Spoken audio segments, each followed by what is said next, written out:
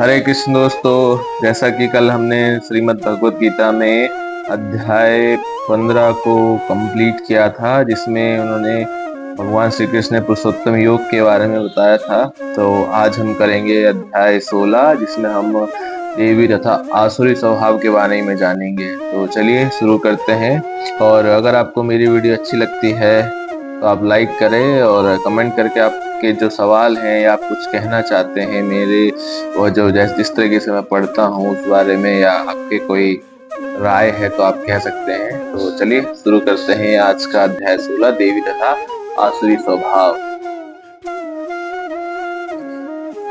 भगवान ने कहा, हे भरतपुत्र, निर्भयता, आत्मशुद्धि, आध्यात्मिक ज्ञान का अनुशीलन, दान, आत्म संयम, यज्ञ प्राणता, विधायन, तपस्या, सरलता, अहिंसा, सत्यता, क्रोध विहीनता, त्याग, शांति, चित्रावेशन में अरुचि, समस्त जीवों पर करुणा, लोभ विहीनता, भद्रता, लज्जा, संकल्प, तेज, क्षमा, धैर्य, पवित्रता, ईर्ष्या तथा सम्मान के विलास से मुक्ति, ये सारे दिव्य गुण हैं जो देवी प्रकृति के संपन्न देवतुल्य पुरुषों में पाए जाते हैं।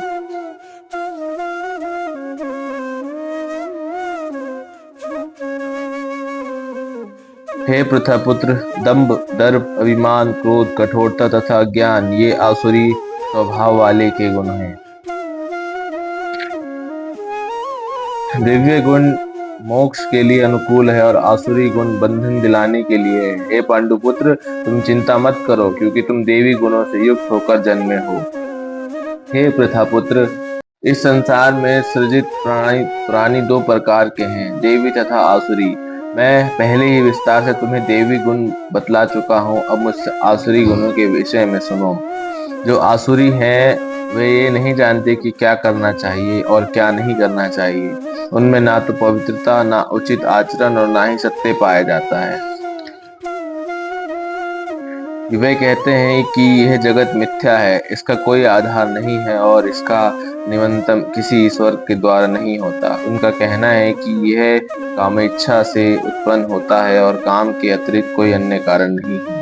ऐसे निष्कर्षों का अनुगमन करते हुए आसुरी लोग, जिन्होंने आत्मज्ञान खो दिया है जो बुद्धिहीन है, ऐसे अनुपयोगी एवं भयावह कार्यों में प्रवृत्त होते हैं जो संसार का विनाश करने के लिए होता है।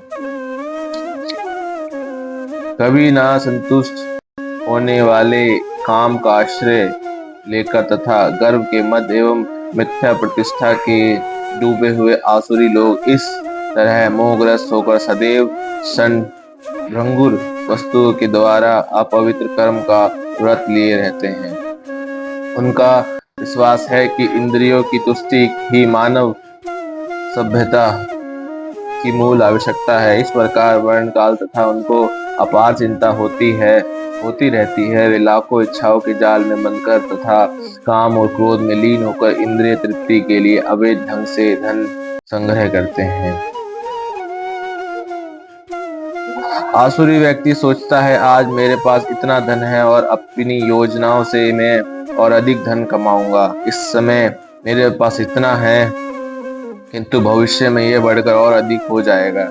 मेरा शत्रु है और मैंने उसे मार दिया है, और मेरे अन्य शत्रु भी मार दिए जाएंगे। मैं सभी वस्तुओं का स्वामी हूँ, मैं भोक्ता हूँ, मैं सिद्ध, शक्तिमान तथा सुखी हूँ। मैं सबसे धनी व्यक्ति हूँ और मेरे आसपास मेरे कुलीन संबंधी है। कोई अन्य मेरे समान शक्तिमान तथा सुखी नहीं है। मैं यज्ञ करूंगा, दान दूंगा और इस तरह आनंद मनाऊंगा। इस प्रकार ऐसे व्यक्ति अज्ञानवश मोहग्रस्त होते रहते हैं।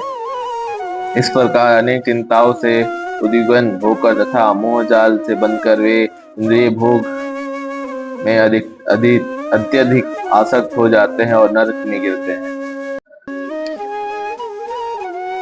अपने को श्रेष्ठ मानने वाले तथा सदैव घमंड करने वाले, संपत्ति तथा मिथ्या प्रतिष्ठा में मोहग्रस्त लोग किसी विधि विधान का पालन न करते हुए कभी कभी नाम मात्र के लिए बड़े ही गर्व के साथ यज्ञ करते हैं। मिथ्या अहंकार, बल, दर्प, काम तथा क्रोध में मोहित होकर आसुरी व्यक्ति अपने शरीर में अन्यों के शरीर में स्थित भगवान से ईर्ष्या और वास्तविक धर्म की निंदा करने लगते हैं। जो लोग ईर्ष्यालु तथा क्रूर है और नराधम है, उन्हें मैं निरंतर विभिन्न आसुरी योनियों में भवसागर में डालता रहता हूँ। हे कुंती पुत्र, ऐसे व्यक्ति आसुरी योनि में बारंबार जन्म ग्रहण करते हुए कभी भी मुझ तक नहीं पहुंच पाते। वे धीरे धीरे अत्यंत अधम गति को प्राप्त होते हैं। इस नरक में 3 द्वार हैं, काम, क्रोध तथा लोभ। प्रत्येक बुद्धिमान व्यक्ति को चाहिए कि इन्हें त्याग दे, क्योंकि इनमें आत्मा का पतन होता है। हे कुंती पुत्र, जो व्यक्ति इन तीनों नरक द्वारों से बच पाता है, वे आत्म साक्षात्कार के लिए कल्याणकारी कार्य करता है और इस प्रकार कर्मशः परम गति को प्राप्त होता है। जो शास्त्रों के आदेशों की अवहेलना करता है और मनमाने ढंग से कार्य करता है, उसे ना तो सिद्धि, ना सुख, ना ही परम गति की प्राप्ति हो पाती है। अतः मनुष्य को यह जानना चाहिए कि शास्त्रों के विधान के अनुसार क्या कर्तव्य है और क्या अकर्तव्य है।